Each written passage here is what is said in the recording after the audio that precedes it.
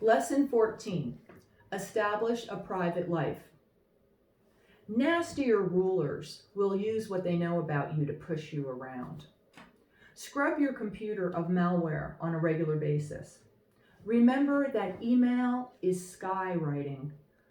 Consider using alternative forms of the internet or simply using it less.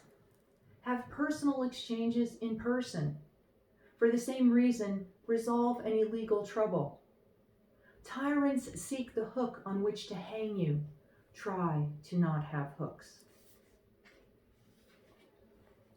What the great political thinker Hannah Arendt meant by totalitarianism was not an all-powerful state, but the erasure of the difference between private and public life.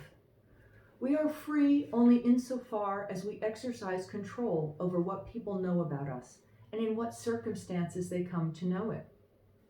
During the campaign of 2016, we took a step toward totalitarianism without even noticing, by accepting as normal the violation of electronic privacy. Whether it is done by Russian or American intelligence agencies, or for that matter by any institution, the theft, discussion, or publication of personal communications destroys a basic foundation of our rights. If we have no control over who reads what and when, we have no ability to act in the present or plan for the future. Whoever can pierce your privacy can humiliate you and disrupt your relationships at will. No one, except perhaps a tyrant, has a private life that can survive public exposure by hostile directive.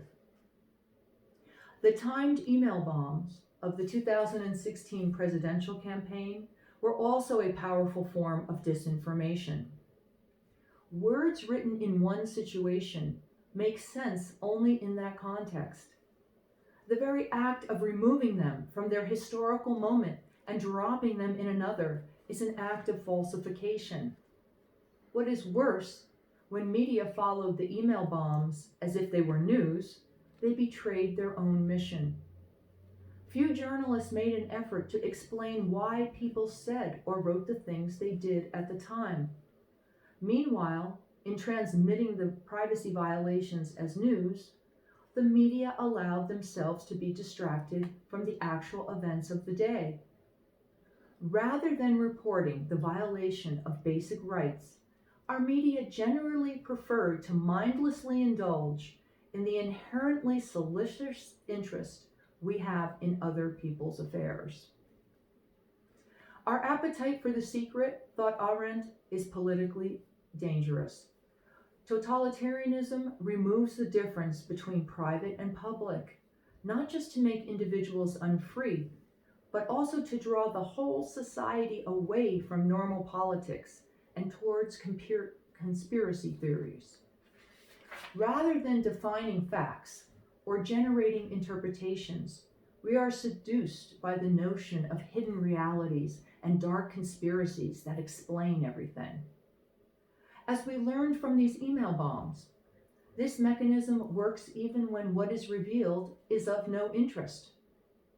The revelation of what was once confidential becomes the story itself. It is striking that news media are much worse at this than, say, fashion or sports reporters.